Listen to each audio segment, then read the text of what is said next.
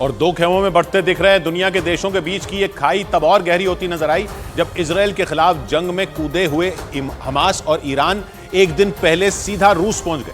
वो रूस जो अमेरिका का दुश्मन है। किसी को इस हाई प्रोफाइल दौरे की कोई खबर नहीं थी, इसलिए जब खुद रूस के विदेश मंत्रालय ने बताया कि हमास के चरमपंथियों का एक प्रतिनिधि मंडल और ईरान के उप विदेश मंत्री मॉस्को पहुंचे हुए हैं तो पूरी दुनिया में खलबली मच गई। क्योंकि रूस अब तक इजराइल और हमास के युद्ध से दूरी बनाकर चल रहा था। पुतिन इस लड़ाई में सीधे सीधे कोई भी पाला पकड़ने को तैयार नहीं थे। वो फूंक फूंक कर कदम रख रहे थे। इसलिए उन्होंने इजराइल के आत्मरक्षा के अधिकार का भी समर्थन किया, लेकिन इसके साथ इजराइल के गाजा का हुक्का पानी बंद करने पर उसे भी आड़े हाथ लिया।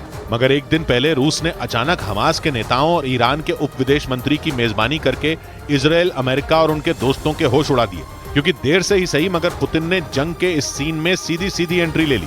बाद में रूस ने एक तस्वीर जारी की और बताया कि उसके उप विदेश मंत्री ने हमास के प्रतिनिधिमंडल और ईरान के उप विदेश मंत्री से मुलाकात की। और माना जा रहा है कि इस मुलाकात के जरिए पुतिन ने अमेरिका और उसके दोस्तों को यह दिखाने की कोशिश की कि पश्चिम एशिया का असली खिलाड़ी रूस है, जिसकी मर्जी के बिना इस इलाके में कोई मसला नहीं सुलझ सकता।